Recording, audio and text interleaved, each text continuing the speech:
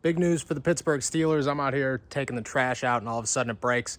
Najee Harris is questionable against the New England Patriots. Massive news for the Steelers here.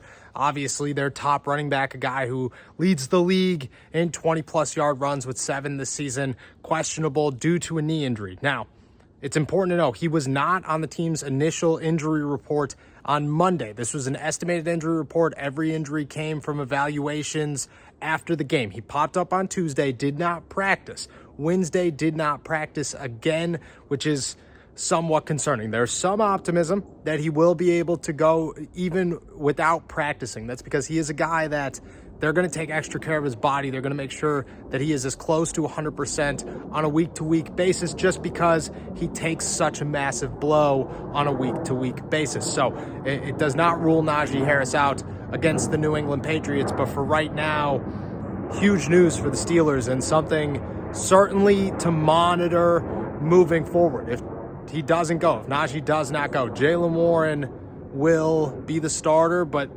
besides him, it's Godwin Igwebuike and Anthony McFarland, who has been inactive for the last 2 weeks. So you have to wonder how many backup reps there will actually be to go around without Najee out there. It could be a 25-carry game for Jaylen Warren, his first start of his career if Najee does not go. Probably a little exciting for some Steelers fans just to see if Jaylen Warren could handle a full workload as the starter. There's been obviously conversation for the last 2 years about whether or not he should be their number one. I will not rule Najee Harris out as of right now. I would imagine that's definitely a game time decision, and there's probably going to be updates throughout the day tomorrow just to kind of give us a little bit more clarity about what is to come with the Steelers running back situation. Turkey may be great on sandwiches, but there's a better way to break your bad habits. We're not talking about some weird mind voodoo from your crazy neighbor, like shouting up to the stars and yelling, "Help!" We're talking about our sponsor, Fume,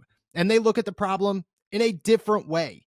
Not everything in a bad habit is wrong. So instead of drastic, uncomfortable change, why not just remove the bad from your habit? Fume is an innovative, award-winning flavored air device that does just that.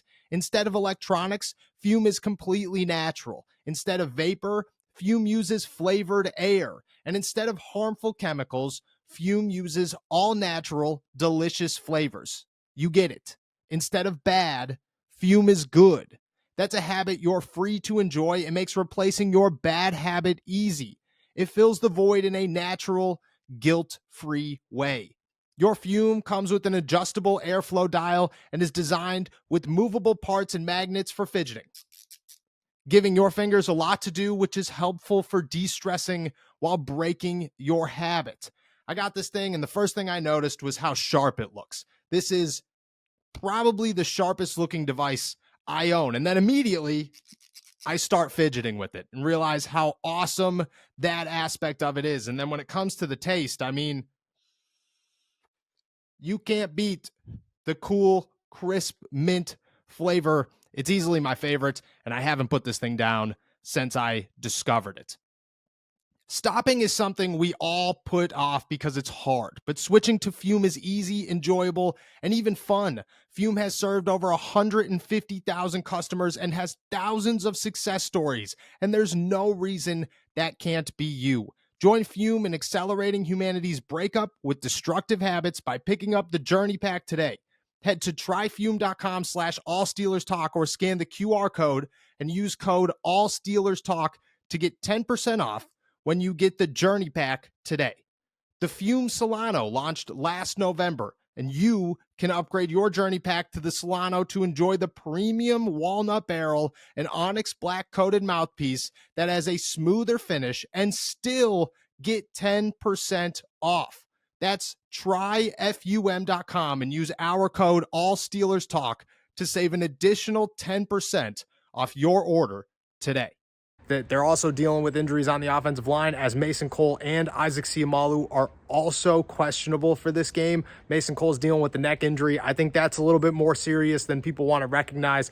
Isaac Seumalo did not practice on day 2 after practicing fully on day 1 with the shoulder injury. I do not expect him to go. I just look at this as a shoulder injury that occurred really 3 days ago. He's going to have 4 full days to get back there or to get back out there in action and be a full-time starter. Just don't see that happening. If both of those guys are out, the Pittsburgh Steelers will turn to Nate Herbig and Spencer Anderson, 7th-round rookie Spencer Anderson. I would imagine Herbig starts at center, more reliable guy, veteran presence, somebody that the Steelers could trust a little bit more than a 7th-round rookie. Than Spencer Anderson will start at left guard in place of Siamalu. Other injuries, obviously Kenny Pickett is out. James Pierre is also out for this one.